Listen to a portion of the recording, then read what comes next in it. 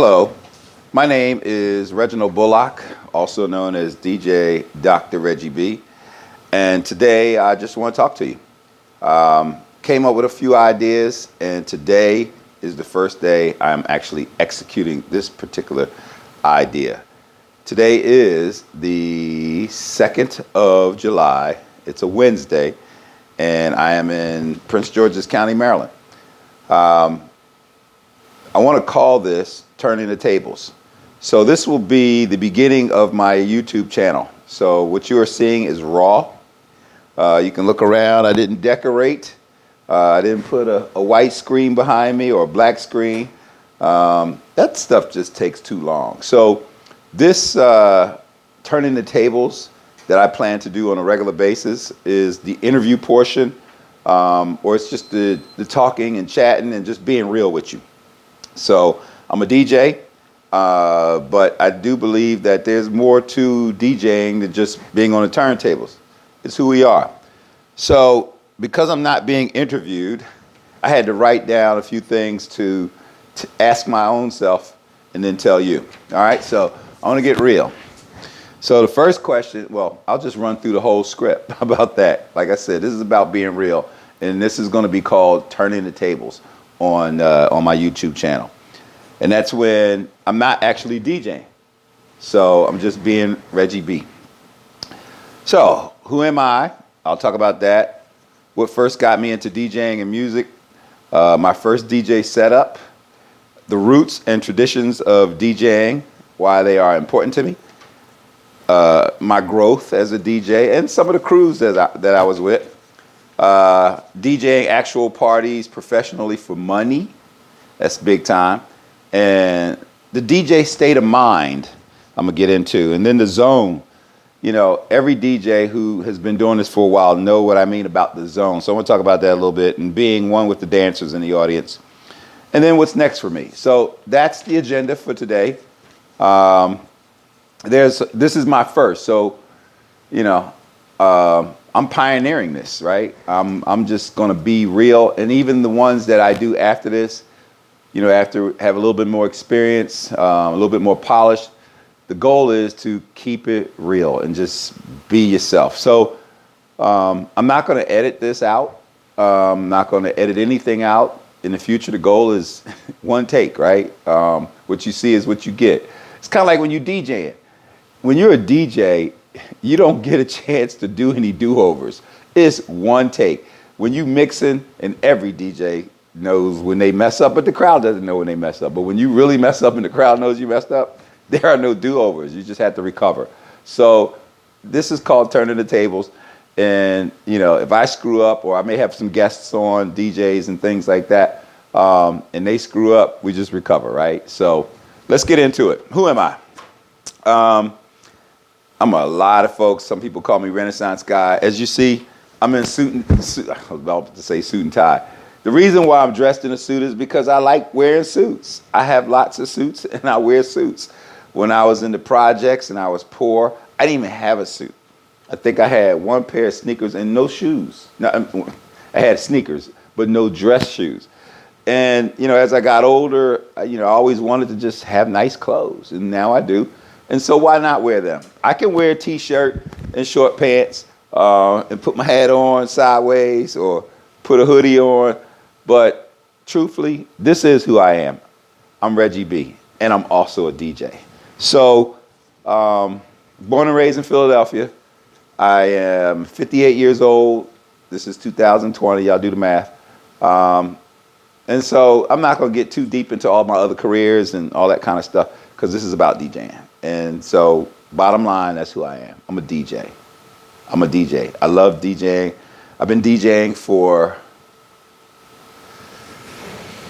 45 years, I think, 1974. You know, I'm dyslexic, so every now and then things work out weird in my head. It doesn't always come out the way I mean for it to come out. And for those of you who are dyslexic, hey, I'm being real. Maybe that's an attribute of a DJ. You know, there are things we can't do, but then there are things we can do. So what first got me into DJing and music? Well, shit. it started when I went to my first party in the 6th grade, and just it looked cool. You know, everybody was dancing. I didn't know how to dance, and I was trying to figure it out. But I just liked the music. I liked just the whole environment. The atmosphere was kind of dark. Of course, there were girls there, so you know, I went into DJing because it was girls there, and I liked the music. Um, so that's part of the reason why I went into DJing. And then the other thing, it was just fascinated about it. There was just so many wires and lights and instruments and, you know, just equipment and all of those types of things. And, you know, I had grew up going out on Thursday, going out on Wednesday night, trash day in Philadelphia, walking around with a pair of pliers, a Phillips head, a flathead, or a common, whatever you want to call it, and a hammer, and sometimes a saw, and walk around trash day.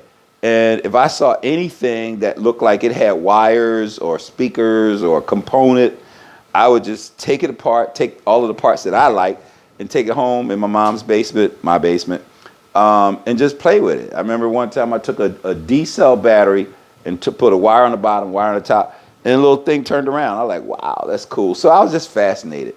And then DJing is just fascination at a whole different level of engineering and things like that. But it really was just something that I thought I could do.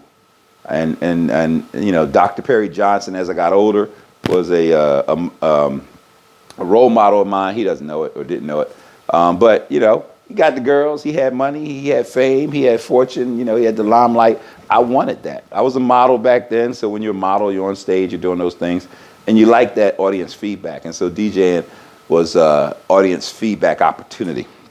So that's what first got me into DJing. And then the other thing was I did play some instruments. I played a xylophone. I played an organ. Remember those organs that, you know, with the little round buttons and whatnot? I mean, old organ. We're talking like 1960 something and 70s. Played an organ. Had some sort of a drum, and I had a trumpet. So I couldn't play. You know, I still remember how to play Somewhere Over the Rainbow on my xylophone. I think it's 8-key xylophone, but it just wasn't working. And DJing was something I could do. My first DJ setup. So my first DJ setup wasn't really a setup. I don't know if you ever heard of what's called a close and play. For those young folks who've never heard of it, Google close and play. I had a close and play. And you put an album on it, and the album was bigger than the actual turntable and the whole box, but you close it, and the tone arm, you know, went down on it, and it played music. I thought that was cool. And keep in mind, this was not 2020 technology. This was pre-technology, and it was working. And then I had a component set with an automatic record changer. My mom had it. You know those big, giant component sets?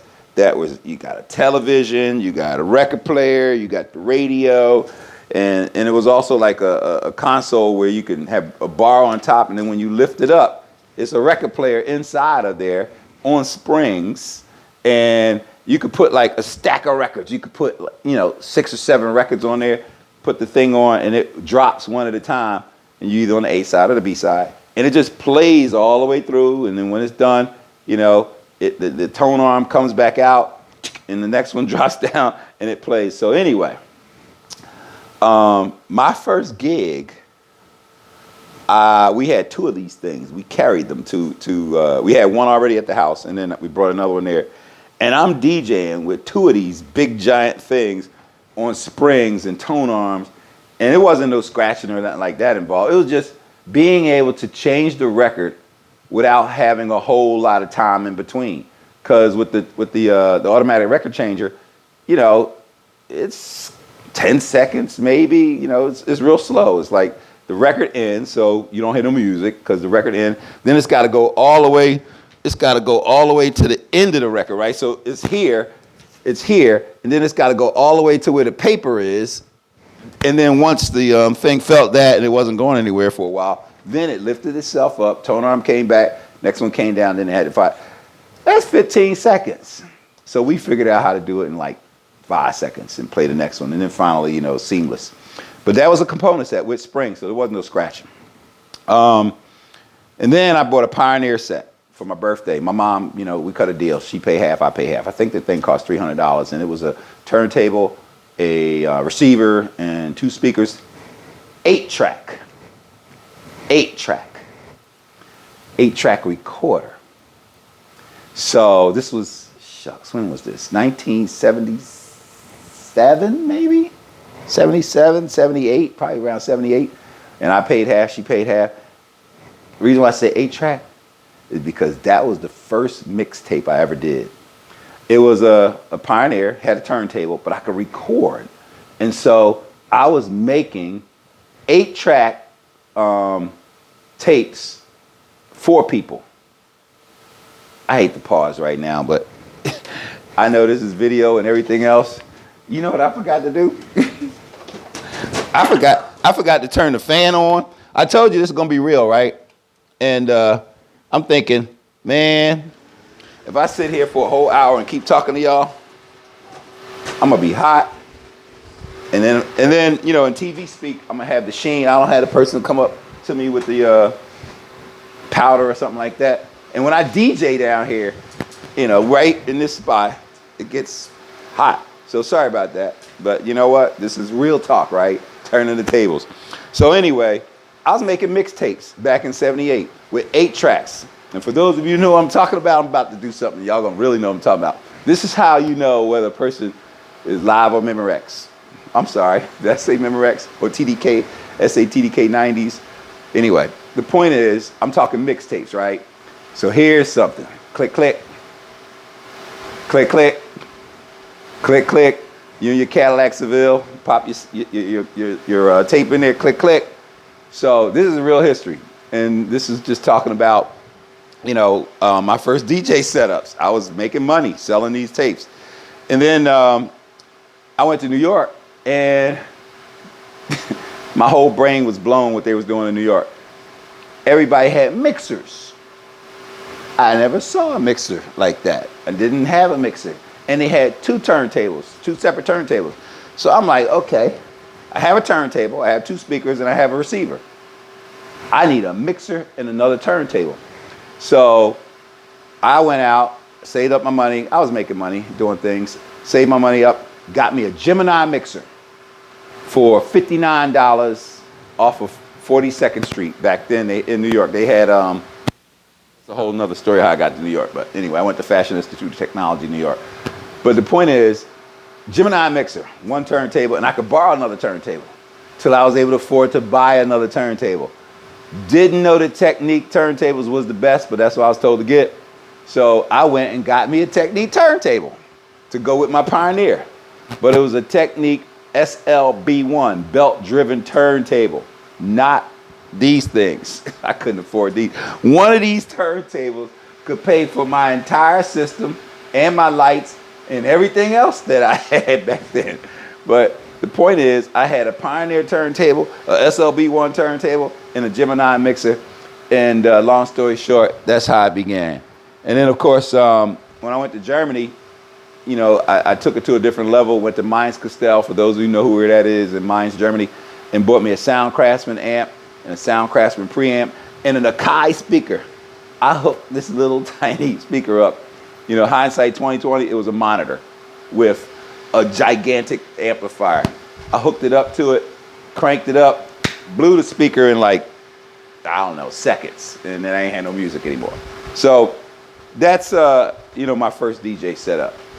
And later on, I'll get into how I started designing DJ systems and building them at the Wood Hobby Shop, because I do carpentry and electronics and all that stuff. So I started building my own stuff because I couldn't afford it. The interesting thing is I have all those designs. I still have all those designs, and I was reminiscing with my son a few weeks ago on that. All right, the roots and traditions of DJing are important to me. They are. And so, Grandmaster Flash, right? Back in my day, nobody was doing what Grandmaster Flash did. He was a pioneer. He in DJ speak, he was like God, right? Grandmaster Flash was the man. He get on the turntables, and something awesome is going to happen. And then he just find music, and he was just so creative. And He had quick hands because, you know, all of us was trying to duplicate what he did, right? It's like, okay, you know, I'm going to do whatever he does and maybe I can do it. Now. When, you know, 1, 2 times, 3 times, 4 times, and I'm like, man, how does he do that? So you earn respect or learn respect with other DJs when you try to duplicate what they do and you can't. Kool Herc. Kool Herc is another one. Kool Herc, you know, he was that old school DJ in the clubs, you know, with, you know, people dressed up and everything. And but he just had the right mentality. You know, that's why he was called cool, right? He just had the right mentality. African Bambaataa. African Bambaataa, he was a gangster who was trying to reform gangsters or keep people from destroying the neighborhood. I mean, we were all gangsters, you know, truth be told. When you're a DJ, you gotta learn how to fight, because if not, somebody's gonna take your shit. So you got all this equipment, and you at somebody's house with, you know, $5,000 worth of equipment, and you can't fight, you're gonna lose your equipment. So you better know how to fight, and all your people with you better know how to fight. Whole nother story. Galaxy 5 in Philadelphia. I'm from Philly. Galaxy 5 was it. Back in the 80s, man, Galaxy 5. If Galaxy 5 was DJing, then you wanted to be where they were. And so I wanted to be like Galaxy 5. I wanted to have my whole crew. I wanted to be on stage, have lights and all this other stuff. Boom, boom, boom. All the ladies coming up saying, yeah, DJ Dr. Reggie. You know, I just wanted that. Couldn't afford it. You know, shoot, I could have barely afforded an SLB one for $69. But Galaxy 5, you know, was kind of a visionary.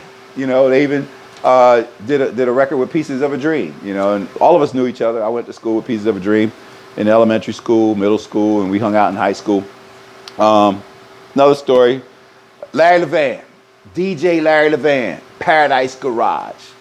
Now, you know, this 2020, right? So Larry Levan was gay. I ain't know it at the time, and half the people probably didn't accept those who were gay, right? So that was New York, and that's just the way life was, especially in the village. And so, but as a DJ, it's like, the dude is so talented. Look at the audience. Now, this was a bus garage turned into a club. And for everybody who's ever been to Paradise Garage, you know what I'm talking about. I have never seen nothing like that ever again. In 20 scale, you would have to get like, I don't know, the Verizon Center or whatever, some big giant venue, and turn that into a club with 20, 30, 40,000 people dancing. But back then it wasn't that many. But the point, he had amplifiers, he had bass cabinets, people was jamming. He could take the needle off of the tone arm, and people just still I mean, and then the music, it was just like pumping. And so I started modeling myself after him. And what I'm talking about is roots and traditions of DJing are important to me. You know, and then you had Dr. Perry Johnson. Dr. Perry Johnson in New York, shoot, he could rap.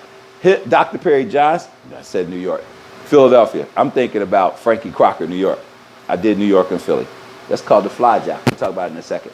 But Dr. Perry Johnson used to have this show every day in Philadelphia, and at 6 o'clock it would go.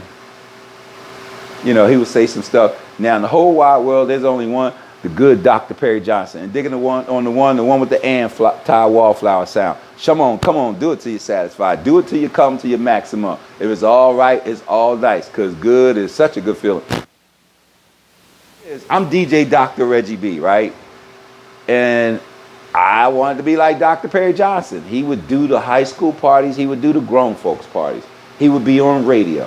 He would be doing, you know, the shows. He would be announcing at the concerts. I mean, he was everywhere, and he was making money. And so I'm like, shit, he can do it, I can do it. I'm gonna be like Dr. Perry Johnson. I'm gonna be Dr. Reggie B. And to this day, you know, I've never met him, never met Frankie Crocker or Shep Pettibone or a lot of these people. But I have a lot of respect for them, because if it wasn't for them, I wouldn't be here.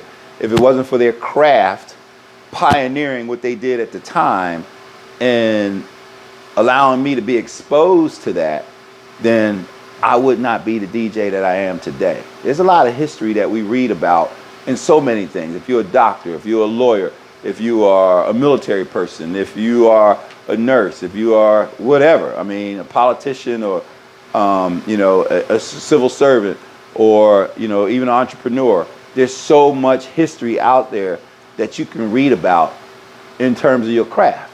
Well, DJing, there's a lot of history out there too. And I'm thankful for it.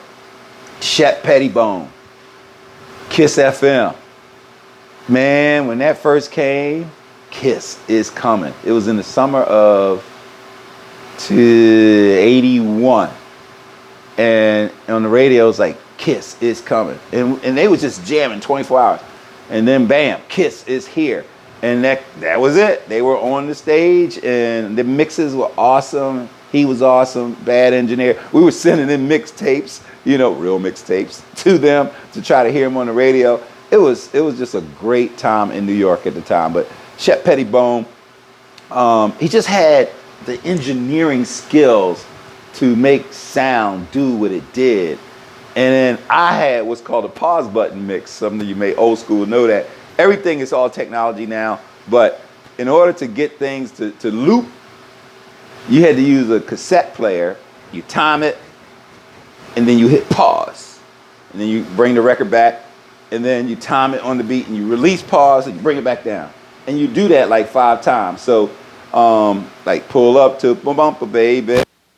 And then it'll go pull up, pull up, pull up, pull up, pull up, pull up, pull up. You got to do that many times on the pause button to get it to do it, and you got to have perfect timing and a good ear. Now they got all kind of technology to do that, but he was doing it. I didn't know how he did it, so I created my own way of doing it and made mixtapes from it and sold them. So I talk about roots and tradition, and I just want to give honor and respect to what's called the bedroom and basement DJs. So in Philadelphia, we thought we knew what we were doing. But when I went to New York, man, everybody got equipment in their bedroom. Everybody, John Barry, who's a fashion designer in New York, he and I went to school together, was one of the first DJs that I actually met and, highly respected his talent and learned from him.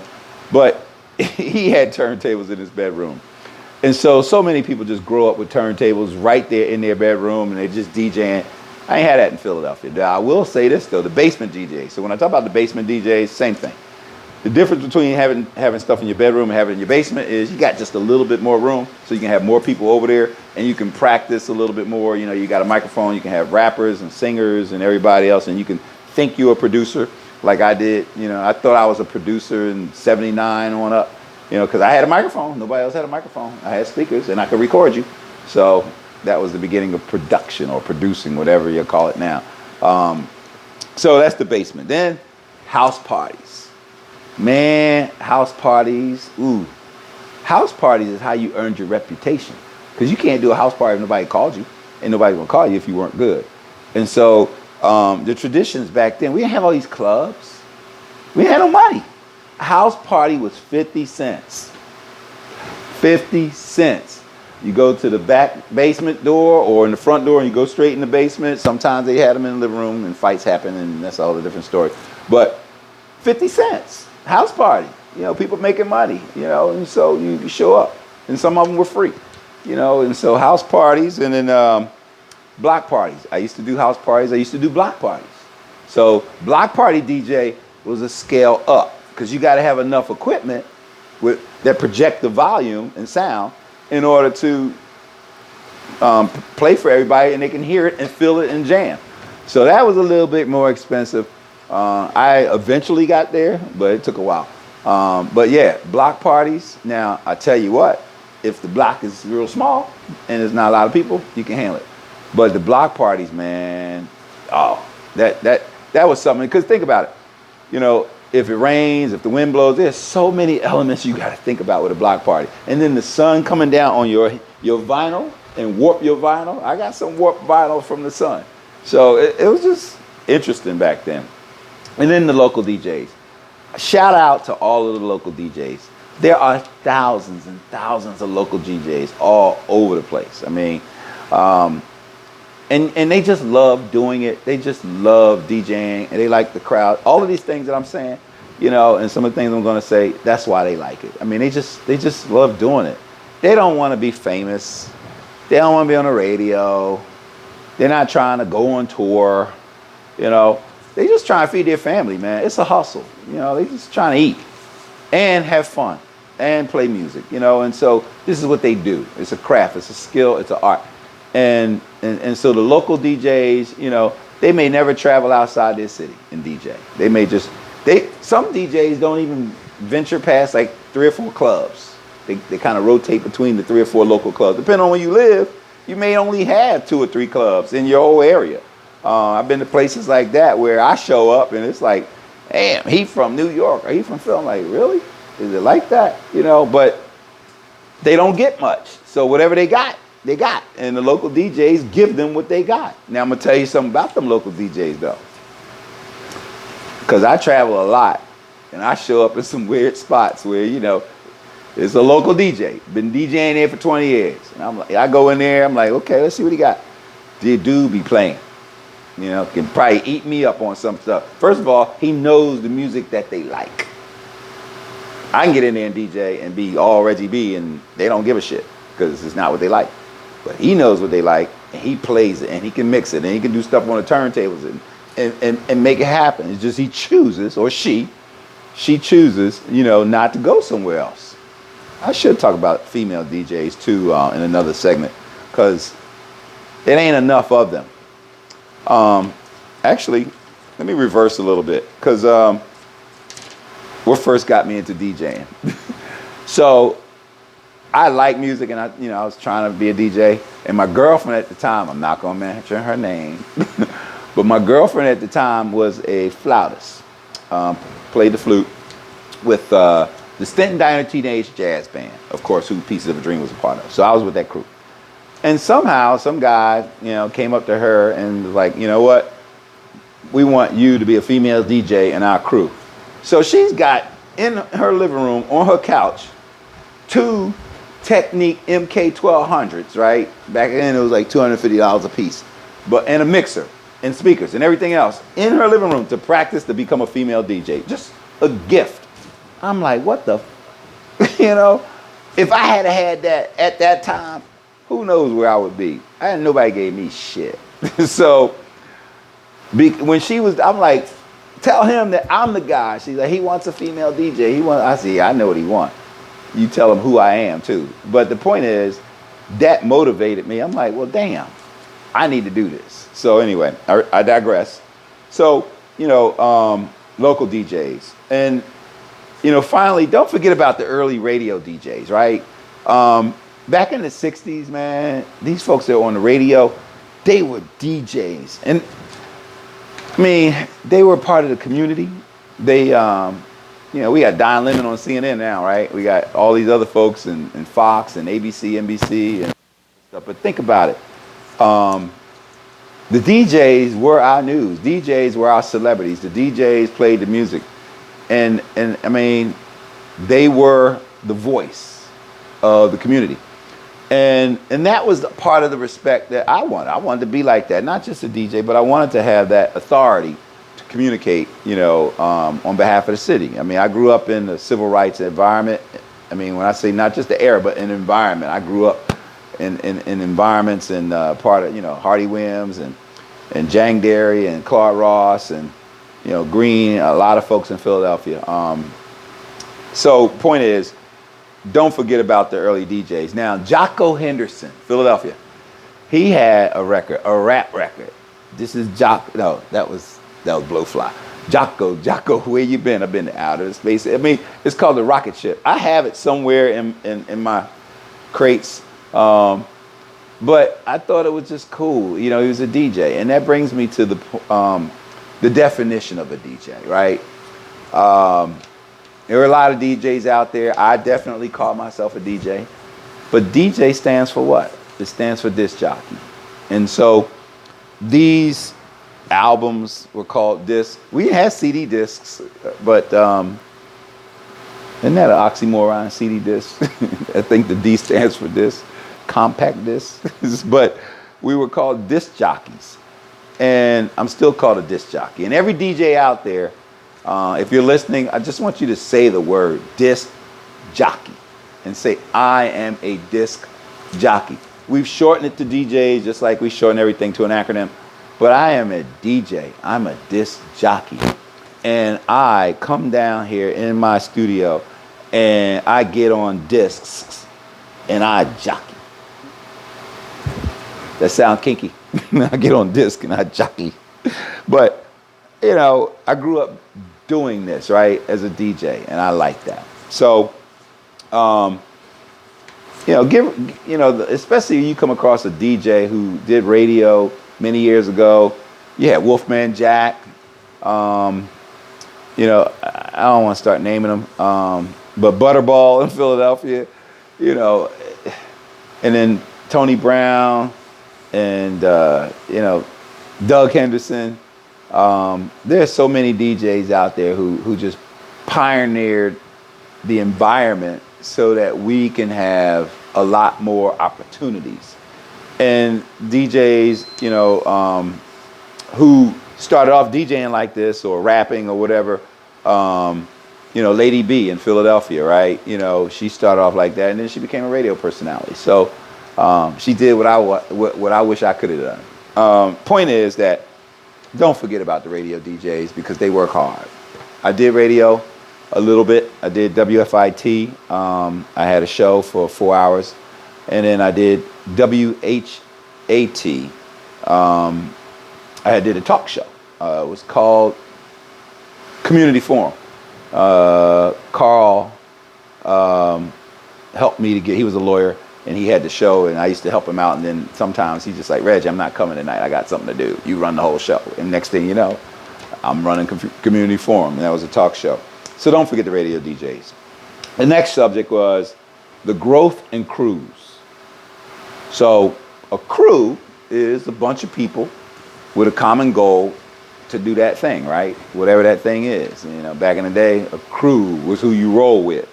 Thick and thin, good, bad. They got your back no matter what. That's your crew. So that was a crew. Not when you have, you know, 4 or 5 people on a regatta and you crewing, you know, in the Potomac or the Schuylkill or whatever that river is next to Harvard and Yale. That's a crew too. But, and you know what, they probably down and whatever, mess with them and find out. They probably are a crew. But I'm talking about a DJ crew. So my first crew was Odyssey 200, as Ron would call it, Odyssey 2000. And it was just me and Ron, Ronald Stratton. I almost say his middle initial because if you Google it, then you really get to him. But he was a photographer major in FIT with me. And Ron was from New York.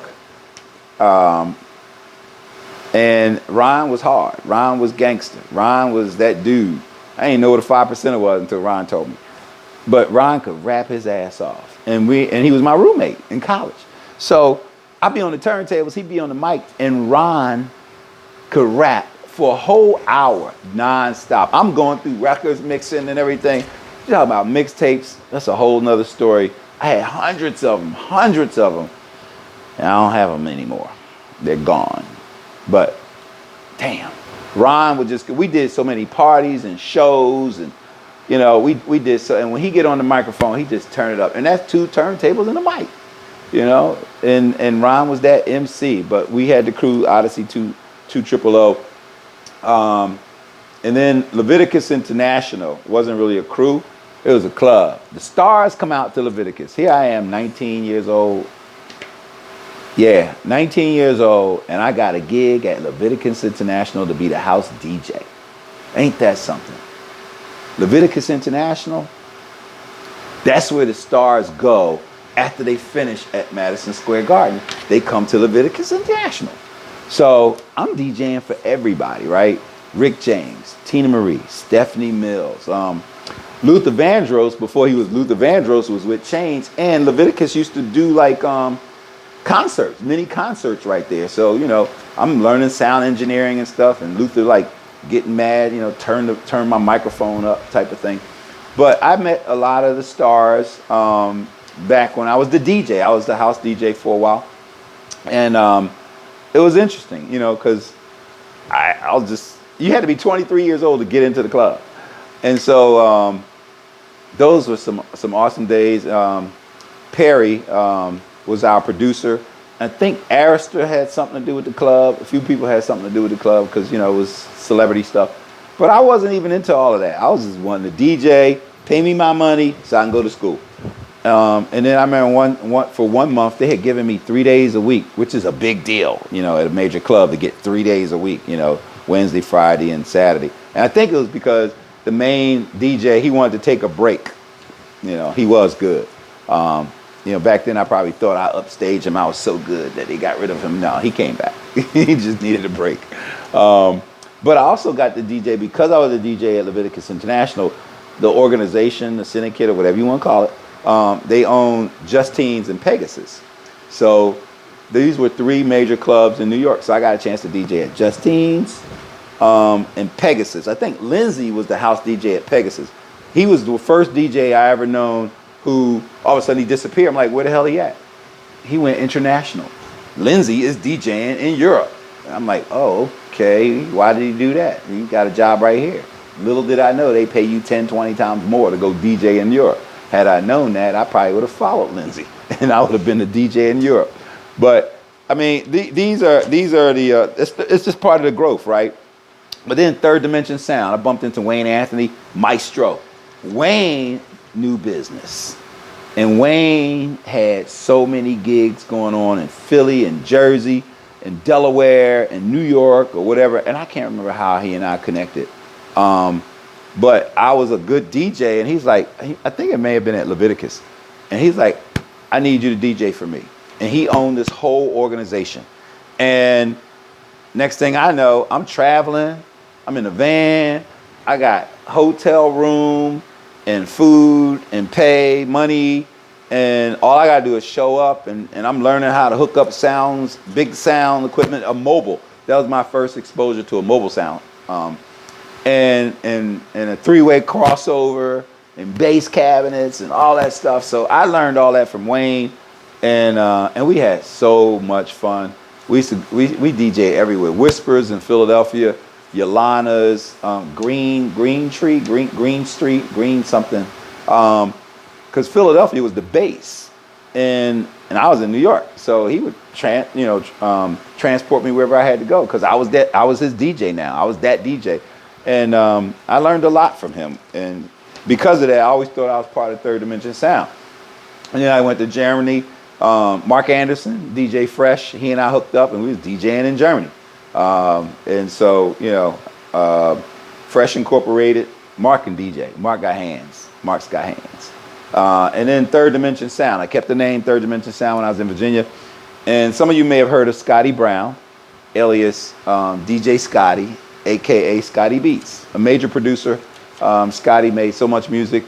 He became a producer. Long story. You know, I was his mentor when he was about 15. And then one night in Maryland, somebody was stealing his car with a pickup truck. And he got in the other car with his wife, and they drove. Before they got out of the complex, he saw him get out of his car, run around to the window of the pickup truck, and say, "Hey, that's my car. Y'all stealing my car." And God pulls out a big gun, puts it in his chest, and just kills him right then and there, and shot him. My mentee, Scotty. And I think about that, you know, because, you know, anyway, Scotty Beats. And part of the crew was DJ E, Emery Coleman, and Jay Jones. Jay Jones. I'm thinking about a car incident where he tried to jump his car running from a police. He tried to jump over something. And then Call on the Lights. We were Third Dimension Sound in the Hampton Roads area. Nobody could touch us. We were renting out all kinds of places and throwing parties. Nobody could touch us. The radio stations, they couldn't even make no money because we had everybody coming to all our parties. And so then they bought up or rented up, you know, on the calendar, all the places that we were, so we couldn't rent them anymore. Then they tried to hire us to do their party for them because we drew the crowd. We said, "Nah, that's all right. We're gonna take a break." And nobody showed up at their parties. And so that's how bad we were. It was fun time. We made a lot of money. And back then in the 80s, I mean, we was making, I ain't gonna say it, but I was making enough, or we were making enough that I can pay 4 armed security guards to be wherever we were. I pay my crew. pay for the building, the venue. I mean, you know, and we had money left over to go to McDonald's or go to get some chicken. I'll just say that. So it was good times. But yeah, that was one of the crews. And then we also had a dance group called DC Grooves. They were awesome. With Kool-Aid, I remember a guy named Kool-Aid could do all kinds of stuff. But they got on a show, Star Search or Putting on the Hits. Man, had I known then what I know now, boy, I tell you what, I'd be like Russell Simmons. And then Dance Master DJs, Steve. Steve was a white guy who had Dance Master DJs, and when we connected up, we were like brothers. He owned a lot of equipment in a van and had a lot of connections. I had talent, and I was teaching some of his DJs, and then after a while, we just started jamming together. We even went to New York, you know, in his van with all the equipment, and we did a major party in New York. Steve is, I don't know what he's doing now, but he was a businessman, and I appreciated his friendship. And then, let's see, Dance Master DJs, yeah. You know, and so later on, I came up with G-Town Sound because I'm from Germantown, and I didn't want to have my name associated with anybody else for legal purposes. Because in the event I make a lot of money, all of a sudden people come out the woodwork, hey man, we own that company, or we made up that name or whatever. I'm like, all right, fine, I'm gonna come up with my own. G-Town Sound, it stands for Germantown Sound, which is my origin. And so you wanna argue with me about where it came from? Fine. G-Town Sound stands for geometry also. For those of you who are listening, G has a lot of meanings, don't it? Yep, on the square. So DJing actual parties professionally for money. So I hope that I'm talking to not just the audience, but DJs as well, because, you know, DJs just don't get enough props, interviews. You know, I mean, everybody heard of Fresh Prince, but, you know, Jazzy Jeff was the man. That boy has so much talent, and he's an artist. He's a turntable instrumentalist. He's a disc jockey. He's a businessman. He's a lot of things. And so I'm partly doing this because as a DJ, I don't get a chance to see enough of this publicly about DJs, you know, basically talking about my craft or us or me and relating to. So that's part of the reason why I'm doing it. So DJing actual parties professionally, man, I talked about the basement and the house parties. That's how it starts. Man, I remember the first time I DJ'd at a bar, they gave me $20. Not $20 an hour, $20. And then they said, we want you to DJ twice a week.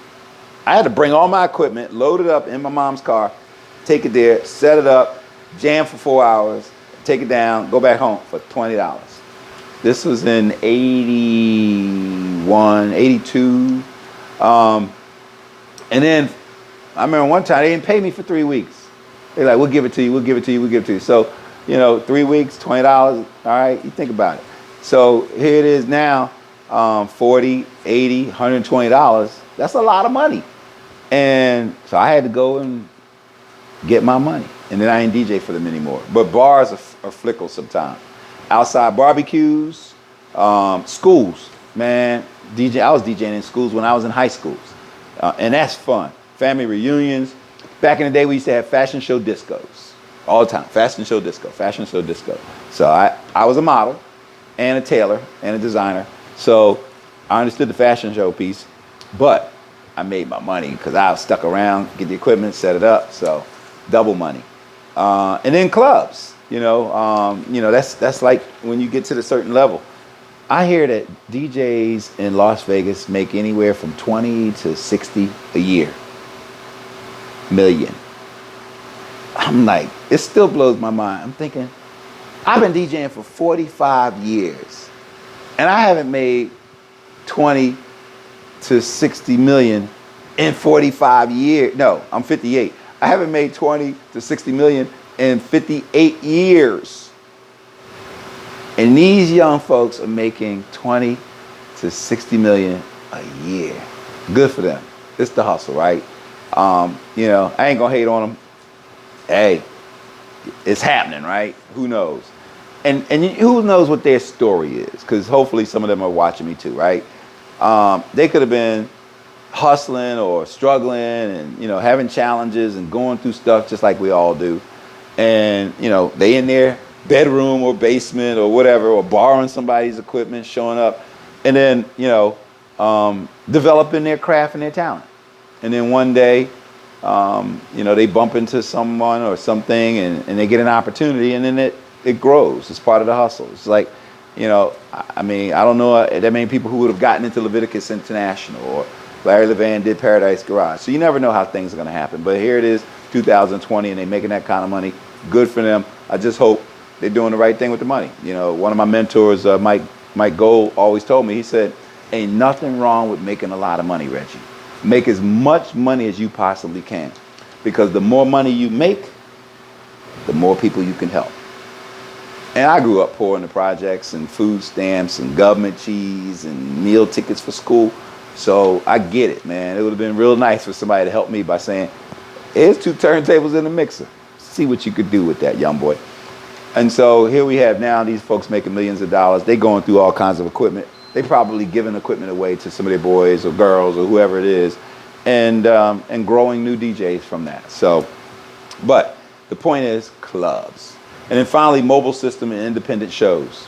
I always wanted to be a mobile DJ because it's just something about DJing at the same place every single week, all the time, all year.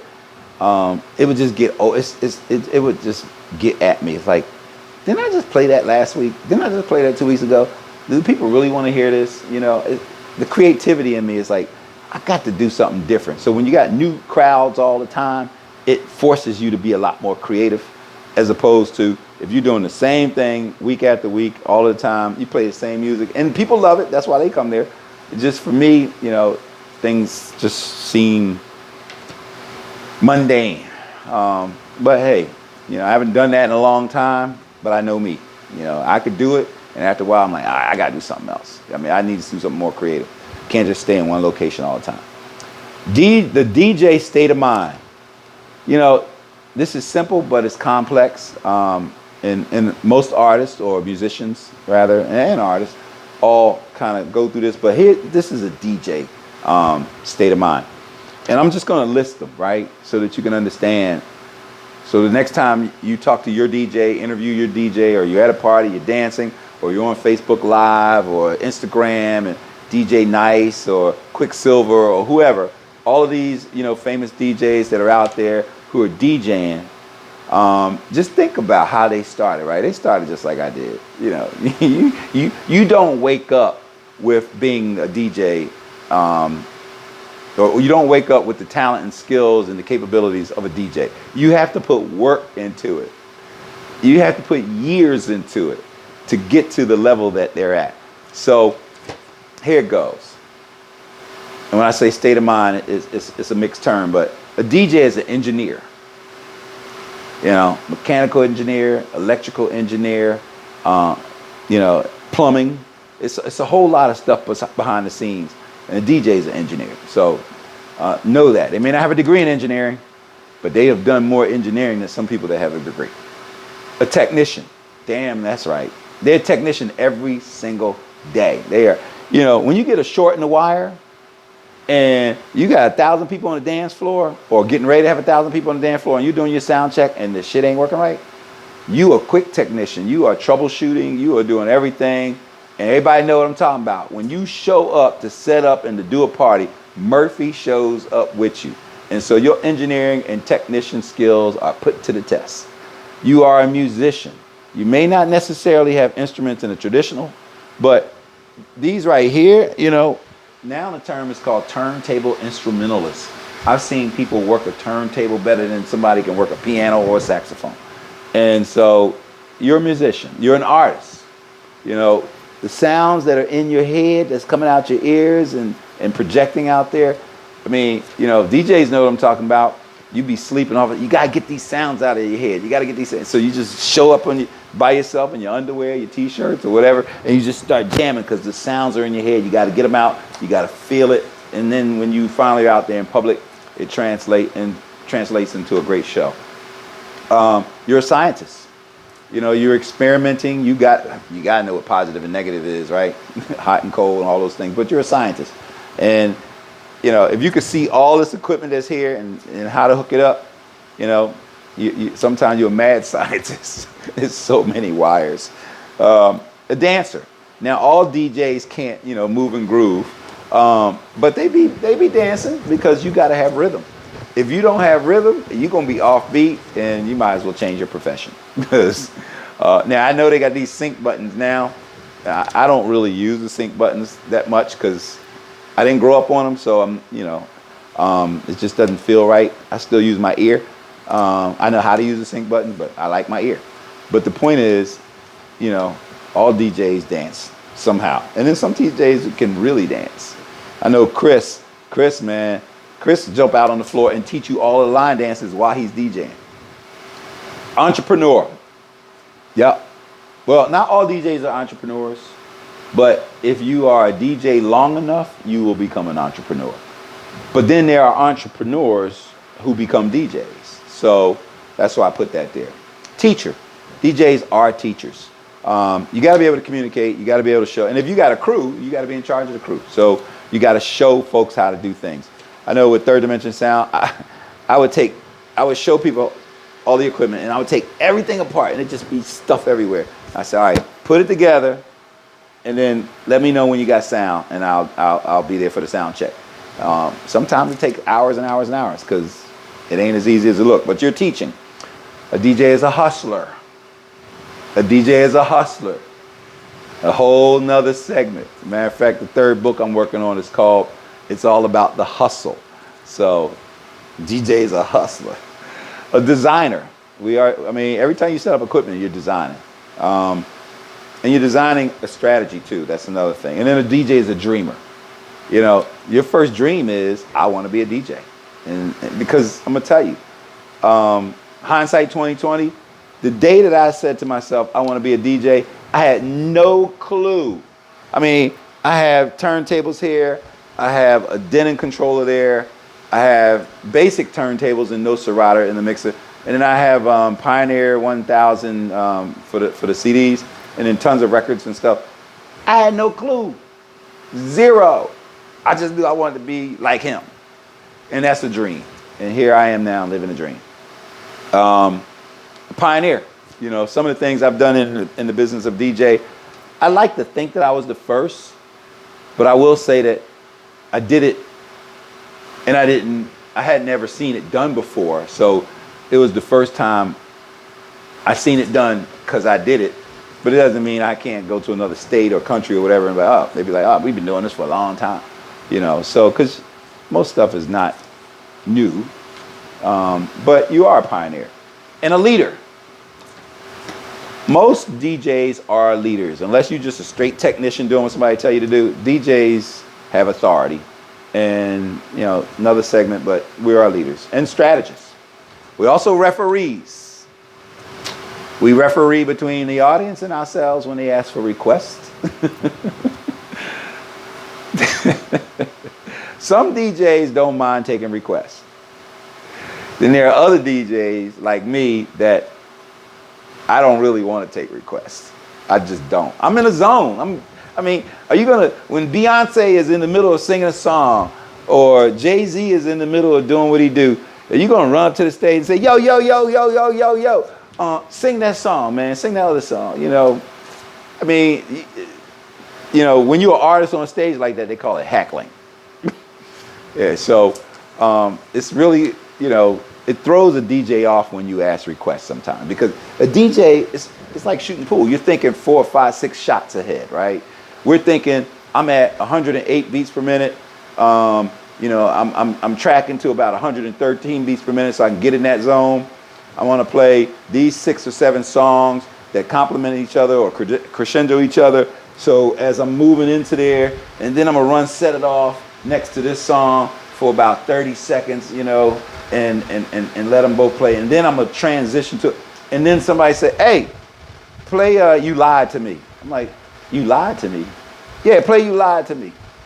Return of the Mac, whole nother story. I end up playing it like an hour and a half later. Like, that's the song, you said you didn't have it. I'm like, I never heard You Lied to Me. You know, but the point is, it throws you off your zone. So for those of you who are not DJs listening to me right now, you know, I almost feel like it's apologetic, but it's really not. We're working. We're in the middle of our craft. We're in a whole different zone of thought. And not that we don't like taking requests, but there's a time for it, and most of the times it's not the time when a DJ is like in their zone. Catch them in the beginning, the first half hour of DJing, if it's a show, a wedding or something like that, where they can play anything, anytime, it don't matter. But once they got the floor dancing, you're not a DJ. And so it's, 150, 500, 1,000, 2,000 people dancing, and you want to hear your song, you have no clue all that's going on in the DJ's head. So I know I foot stomped that for a long time. It's 55 minutes into this interview. Interviewing myself, right? But I just wanted to put that out there. DJs are leaders and strategists and referees. That's the point I was talking about, referees. Coach and a mentor. After a certain amount of years of doing this, you want to help other people. They come to you. They want to be a DJ. They want to be a singer. They want to be an artist. They want to be a producer. They want to be a rapper. They want to be a sound engineer. They want to be a lot of things. And they know that you can help them. So you should help them, to the extent that they're willing to put the work in. I got so many people. I want to be a DJ. Come on over, man. In the studio, we'll talk. They come over, never see them after that. It's like, no. You want to put the work in like I put the work in. If you're not willing to put the work in like I put this work in, then why should I put the work in you? You want 45 years of experience for nothing. All I ask for is blood, sweat, and tears, and energy, and promptness, and be on time, and motivation, and dedication, and a lot of other stuff that I did and still do every single day. So if you want me to help you, you help yourself. So, mentor and coach. Pick your mentors. I mean your mentees, because just because they want it, don't mean they're gonna earn it. And a student of the game. I'm a student of DJing. These young kids. When I see a 17-year-old DJing, I'm like, ooh, because these millennials know a lot of shit that we don't, right? I'm learning. I'm all over again. That's a whole nother story. I'm learning all over again. But I'm always a student of this. Serato, right? I mean, when Serato, somebody was telling me about Serato. I ain't never heard of Serato. I was just DJing like I normally do. Here I am now. Can't live without it, actually. But I have a whole nother setup where I just DJ records only.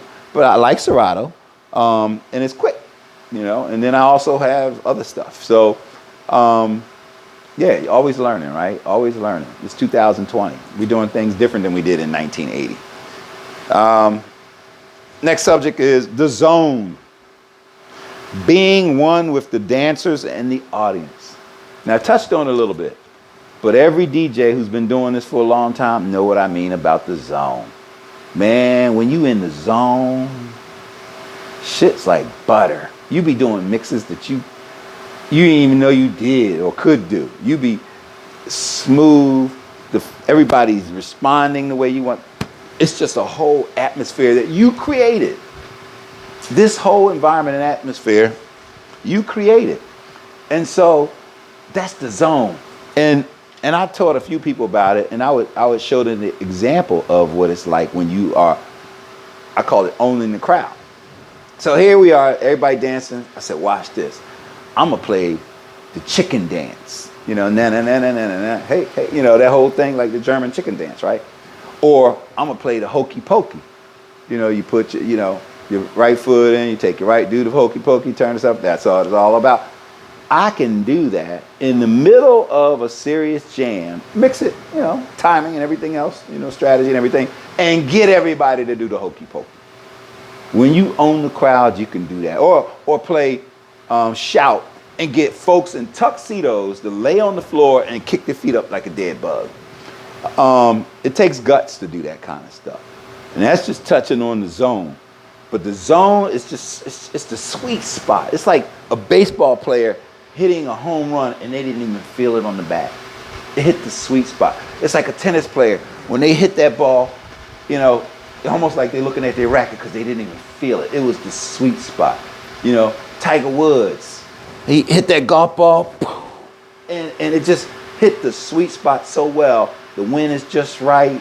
The elevation is just right.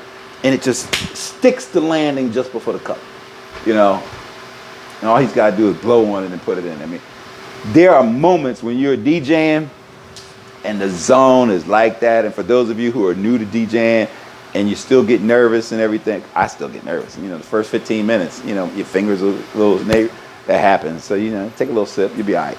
But the point is, the zone, man, DJs live for that feeling. I know I do. It don't always happen.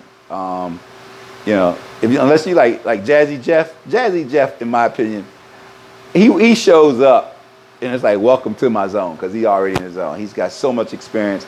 That's his full-time job for his entire life. I wish it was my full-time job my entire life. But that zone, it's what keeps you coming back. You want that feeling. That's why I've made a comeback in DJing now. I'm like, I miss that zone. And so you can check me out on Facebook Live. I've been DJing since April, every week in all kinds of genres. But I miss that zone, and I'm going to get that zone back. That zone. So that brings me to the end of it for me. Reinvent myself. And I'm doing right now. That's why I'm doing this. It's going to be more to come. It's going to come out regularly. I'm going to have a YouTube channel. The YouTube channel is going to have posts coming out probably at least 3 times a week. It's not going to be a lot of interviewing or self-interviewing. This is COVID, right? So, you know, hey, Reggie, how you doing? I'm fine. I want to talk to you about a few things and ask you some questions. Sure. All right, this is what we're going to talk about. Okay. It ain't going to be all that. It's going to be me on these turntables or those turntables or this. I'm going to be jamming. And I may have some guests come in here.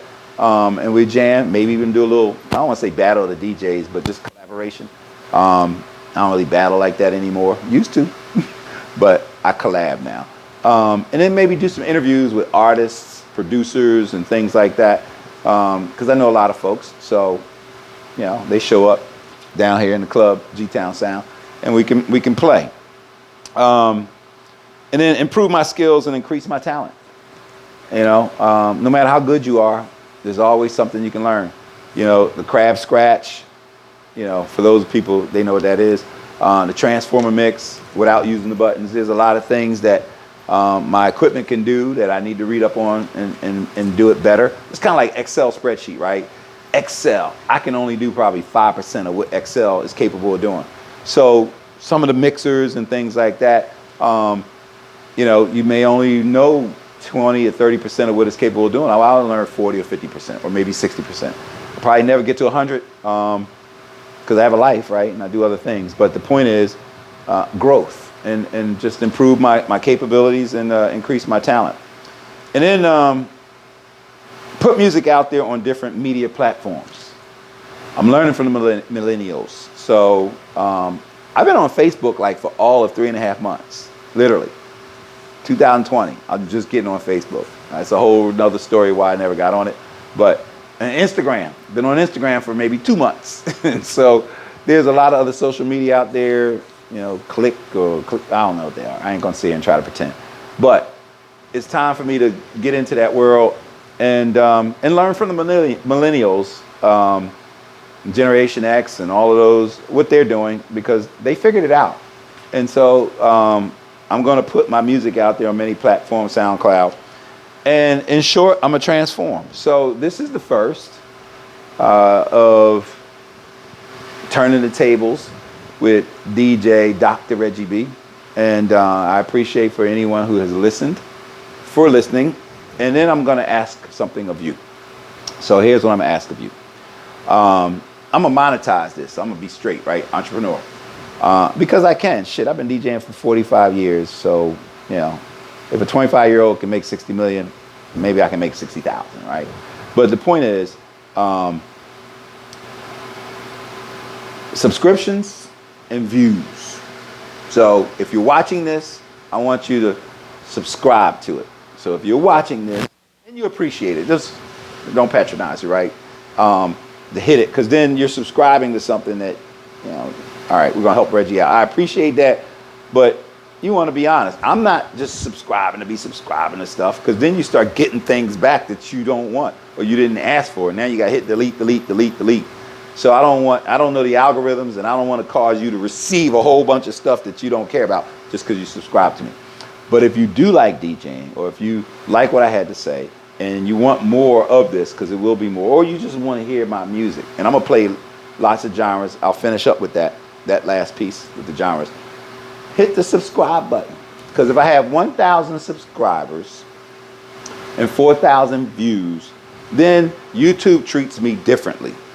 Basically, they say, okay, he's serious now. So maybe they don't cut me off, or maybe when I post stuff, it doesn't take 2 days to upload. Like I posted something 2 weeks ago, and they can't even see it. Now, had I had 4,000 views and 1,000 subscribers, it'll probably post it like in a half hour. And it was an awesome set. So I'm gonna end with this. I'm gonna end with the diversity of my ear, and I'm not gonna just play one type of sound. I'm not gonna just play to one kind of crowd. I wanna go global. I wanna play for Europe. I wanna play for the Mediterranean. I wanna play for Asia. I wanna play for Africa. I wanna play for South America, North America, Canada. I wanna play for the audience globally, because globally, I think that the type of music I play, people like it. And I've traveled the world, and I show up and I hear our music. So when I say our music, I mean, well, I would say U.S. music, but I play a lot of stuff. I was playing an African set. So here it is. April, I did old school R&B and rap, gospel classics, smooth grooves, line dancing, 60s and 70s R&B classics, age 60 plus, all out jam, that's just when I go berserk on the turntables, toe tapping, head bopping, genre diversity sounds. And then in, did I print it? Maybe I didn't print it.